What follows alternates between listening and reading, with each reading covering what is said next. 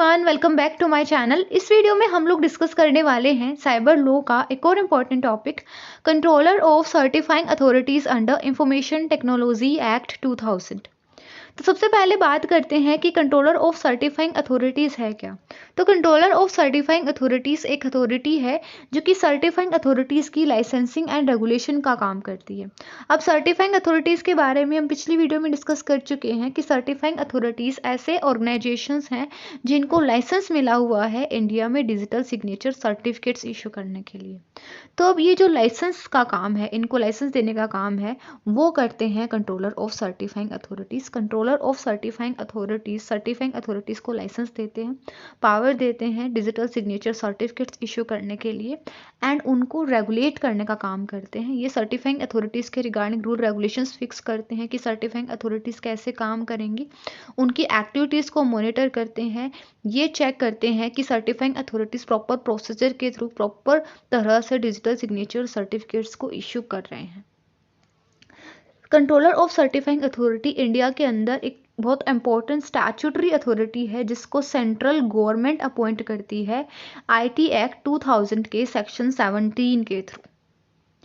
Controller of certifying authority का सबसे main काम है ये इंश्योर करना कि जितनी भी सर्टिफाइंग अथॉरिटीज़ हैं इंडिया में वो सारी आईटी एक्ट 2000 के प्रोविजंस के अकॉर्डिंग, रूल्स रेगुलेशंस के अकॉर्डिंग ही काम करें ताकि इंडिया में डिजिटल कम्युनिकेशन की, ऑनलाइन कम्युनिकेशन की इंटीग्रिटी, रिलायबिलिटी एंड सिक्योरिटी को मेंटेन किया जा सके।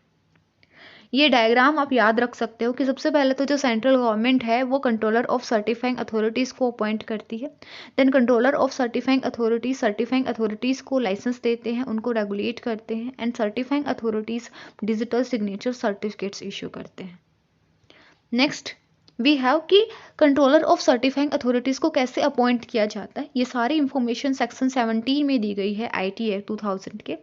सेंट्रल गवर्नमेंट जो है उसके पास अथॉरिटी है certifying authority, controller of certifying authority को अपॉइंट करने के रिगार्डिंग एंड सेंट्रल गवर्नमेंट एक ऑफिशियल नोटिफिकेशन के थ्रू ऐसा करती है। जो कंट्रोलर ऑफ सर्टिफाइंग अथॉरिटी है वो सेंट्रल गवर्नमेंट की डायरेक्शन में काम करता है, सेंट्रल गवर्नमेंट के कंट्रोल में काम करता है। जितने भी डिसीजन लेने होते, जितने भी एक्शन लेने होते हैं एक कंट्रोलर ऑफ सर्टिफाइंग अथॉरिटी को, वो सारे के सारे सेंट्रल गवर्नमेंट की गाइडेंस में ही लिए जाते हैं। अपॉइंटमेंट ऑफ सपोर्टिंग ऑफिसर्स, अगर सेंट्रल गवर्नमेंट चाहे तो deputy controllers, assistant controllers, other officers और अदर एम्प्लॉयज़ को भी अपॉइंट कर सकती है कंट्रोलर ऑफ सर्टिफाइंग अथॉरिटी के हेल्प के लिए। एंड ये जो सारे ऑफिसर्स होंगे, ये जो सारा स्टाफ होगा, ये सब कंट्रोलर ऑफ सर्टिफाइंग अथॉरिटी के कंट्रोल में काम करेंगे, उसके डायरेक्शन में काम करेंगे। जितने भी ऑफिसर्स की हमने यहाँ पे बात की कंट्रोलर ऑफ सर्टिफाइंग अथॉरिटी की और इस स्टाफ की, ये सबको पब्लिक सर्वेंट माना जाता है इंडियन पैनल कोड 1860 के सेक्शन 21 के अकॉर्डिंग। नाउ वी हैव कि ये जो कंट्रोलर है उसके क्या क्या फंक्शंस है, बहुत इंपॉर्टेंट है ये एग्जाम पॉइंट ऑफ व्यू से। इसको सेक्शन 18 ऑफ आईटी एक्ट में एक्सप्लेन किया गया है। सबसे पहले तो सबसे मेन जो फंक्शन है कंट्रोलर का वो होता है लाइसेंस इशू करना, सर्टिफाइंग अथॉरिटीज़ को पावर देना डिजिटल सिग्नेचर सर्टिफिकेट्स इशू करने के लिए। नेक्स्ट काम है रूल रेगुलेशंस बनाना, स्टैंडर्ड्स फिक्स करना कि सर्टिफाइंग अथॉरिटीज़ को किन रूल रेगुलेशंस के अकॉर्डिंग काम करना है। नेक्स्ट है डिजिटल सिग्नेचर सर्टिफिकेट्स के लिए फॉर्म एंड कंटेंट स्पेसिफाई करना। कंट्रोलर जो है वो बताते हैं कि एक डिजिटल सिग्नेचर सर्टिफिकेट का लेआउट कैसा होगा, कैसा उसका स्ट्रक्चर होगा, क्या क्या इन्फॉर्मेशन उसमें प्रोवाइड करी जाएगी, क्या क्या उसके कंटेंट्स होंगे। अगर इस फॉर्मेट के अकॉर्डिंग जो कि कंट्रोलर ने बताया उस फॉर्मेट के अकॉर्डिंग कोई डिजिटल सिग्नेचर सर्टिफिकेट है तो ही वो वैलिड है, अदरवाइज उसको वैलिड नहीं माना जाता है। नेक्स्ट काम है ये इंश्योर करना कि डिजिटल सिग्नेचर्स जो हैं वो सेफ़ एंड सिक्योर हैं एंड पब्लिक की इंफ्रास्ट्रक्चर को रेगुलेट करना। पब्लिक की इंफ्रास्ट्रक्चर वो टेक्नोलॉजी फ्रेमवर्क है जिसके अकॉर्डिंग डिजिटल सिग्नेचर्स काम करते हैं। तो इस पूरे टेक्नोलॉजी इंफ्रास्ट्रक्चर को, इस पूरे फ्रेमवर्क को रेगुलेट करने का काम जो है वो कंट्रोलर करते हैं। To maintain a repository of digital signature certificates, controller एक ऑनलाइन रिकॉर्ड मेंटेन करते हैं डिजिटल सिग्नेचर सर्टिफिकेट्स के रिगार्डिंग कि डिजिटल सिग्नेचर सर्टिफिकेट्स में जो भी इंफॉर्मेशन है उसके रिगार्डिंग रिकॉर्ड मेंटेन करते हैं। ऑल्सो जो वैलिड सर्टिफिकेट्स हैं उनकी इंफॉर्मेशन भी रखी जाती है एंड जिन सर्टिफिकेट्स को इनवैलिड घोषित कर दिया गया है उनके रिगार्डिंग भी इंफॉर्मेशन जो है मेंटेन करी जाती है। To monitor and audit the activities of certifying authorities. ये सर्टिफाइंग अथॉरिटीज़ की एक्टिविटीज़ को चेक करते हैं, ये चेक करते हैं कि certifying authorities proper rule regulations के अकॉर्डिंग काम कर रहे हैं, IT एक्ट 2000 के सारे स्टैंडर्ड्स को फॉलो कर रहे हैं या फिर नहीं कर रहे हैं। ये इंश्योर करते हैं कि डिजिटल सिग्नेचर्स जो है उनकी confidentiality, integrity and availability maintain रहे। मतलब कि डिजिटल सिग्नेचर्स के रिगार्डिंग जो भी इंफॉर्मेशन है, उनमें जो भी डाटा का यूज़ हुआ है, जो प्राइवेट कीज़ वगैरह हैं लोगों की, वो सब कॉन्फिडेंशियल रहें, सिक्योर रहें एंड लोग प्रॉपर तरह से अपने डिजिटल सिग्नेचर्स का यूज़ कर पाएँ।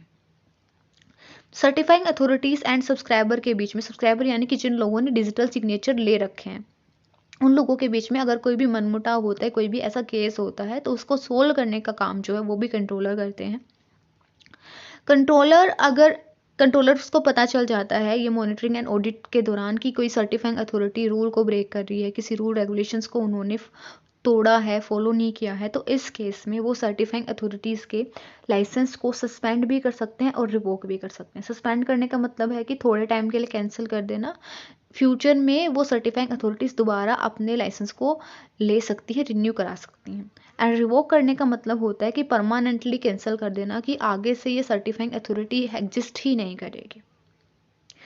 जब भी कंट्रोलर ऐसा करते हैं, किसी सर्टिफाइंग अथॉरिटी के लाइसेंस को सस्पेंड या फिर रिवोक करते हैं, तो वो इस इंफॉर्मेशन को पब्लिक भी करते हैं, पब्लिश करते हैं इन्फॉर्मेशन को, कि अब ये सर्टिफाइंग अथॉरिटी आगे से अपना काम कंटिन्यू नहीं करेगी, इसको सस्पेंड कर दिया गया है या फिर इसके लाइसेंस को रिवोक कर दिया गया है।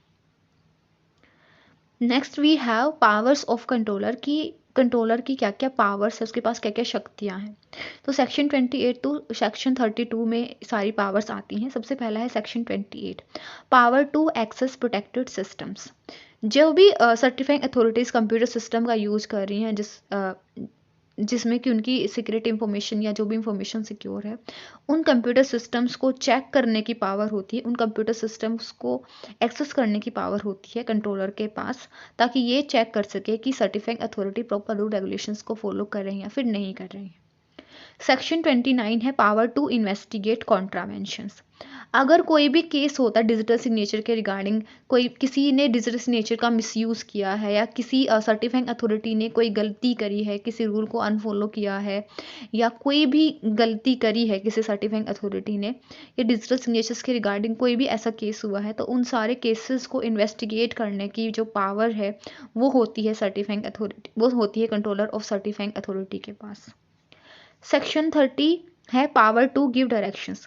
कंट्रोलर के पास ये पावर है कि वो सर्टिफाइंग अथॉरिटीज़ को डायरेक्शन दे, जिनको सर्टिफाइंग अथॉरिटीज़ को फॉलो करना ही पड़ेगा। लाइक अगर कोई भी ऐसी सिचुएशन है, कोई भी ऐसी कंडीशन है, ठीक है, तो उस कंडीशन में कंट्रोलर जो है वो बताएगा सर्टिफाइंग अथॉरिटीज़ को कि क्या करना है, एंड सर्टिफाइंग अथॉरिटीज़ को कंट्रोलर की ही बात को फॉलो करना पड़ेगा, ताकि पब्लिक इंटरेस्ट को मेंटेन किया जा सके। Section 31 power to intercept information.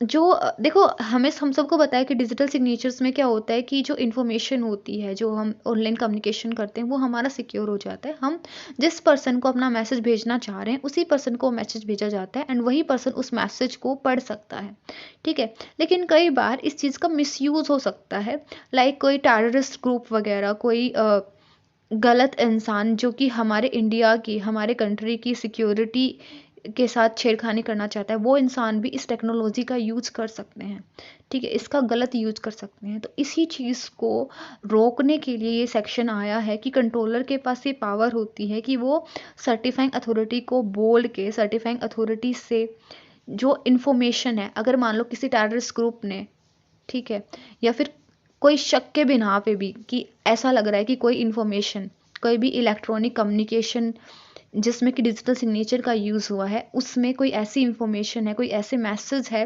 जिससे कि इंडिया की सिक्योरिटी के ऊपर खतरा आ सकता है, तो ऐसे मैसेज को, ऐसे इन्फॉर्मेशन को इंटरसेप्ट कराया जा सकता है एंड उसके लिए सर्टिफाइंग अथॉरिटी से प्राइवेट की एंड पब्लिक की वगैरह की डिमांड करी जा सकती है। Section 32 secure digital signatures. Controller of certifying authority बताते हैं कि एक सिक्योर डिजिटल सिग्नेचर, एक वैलिड डिजिटल सिग्नेचर कैसा होगा, किस तरह की टेक्नोलॉजी का यूज इसमें किया जाएगा, किस तरह का एन्क्रिप्शन टेक्नोलॉजी का यूज इसमें किया जाएगा, किस तरह से प्राइवेट की पब्लिक कीज वगैरह को क्रिएट किया जाएगा, ये सारा का सारा जो सिस्टम है वो सब कुछ यही स्पेसिफाई करते हैं controller of certifying authorities. So thank you all. Thank you for watching my video. If you like the video, don't forget to like, subscribe and comment on my channel. Next video में हम लोग discuss करेंगे another important topic of cyber law. आप comment section में बता भी सकते हो कि आप किस टॉपिक को डिस्कस करने वाले हो, करना चाहते हो.